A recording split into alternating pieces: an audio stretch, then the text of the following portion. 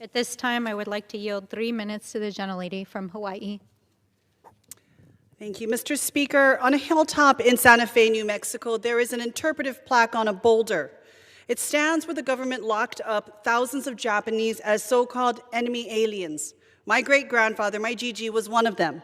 Locked behind barbed wire while his son, my grandfather, joined the military intelligence service in service to a country that saw him as the enemy.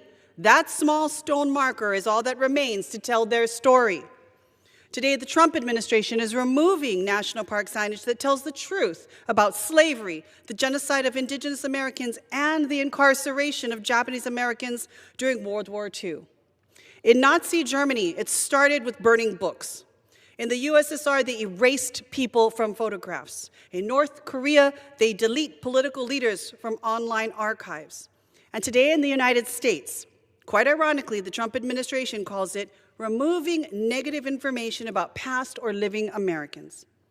What happens when they decide the story of my Gigi is too negative to remember? What happens when they want to whitewash history and remove the service and sacrifice of our communities of color? In March 2025, the U.S. Army removed its webpage honoring the 442nd Regimental Combat Team, the all-Nisei unit that became one of the most decorated in American military history. That is not a simple edit. It is not an accident. It is not an oversight. It was an intentional action by this administration to push a revisionist history of American history, scrubbing away one plaque, one webpage, one sign, one sentence at a time.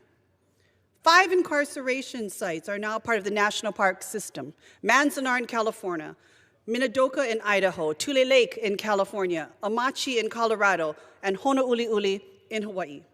Across the country, a dozen federally recognized landmarks and museums preserve this history, our history, from Heart Mountain to Topaz to Santa Fe. Are they next? Will the truth be rewritten, or worse, completely erased? History is not just decor for a museum, exhibit, or national park. It's a warning label for the same injustices we are now seeing repeated today.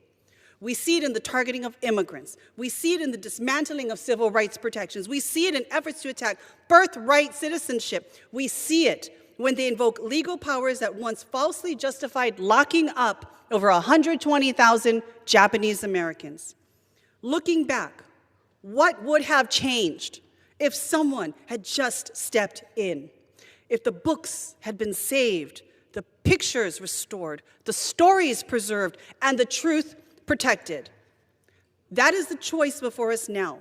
We are the truth tellers. We are the truth keepers. And it's on us to be the keepers truly of this history, to make sure the truth is known and cannot be forgotten.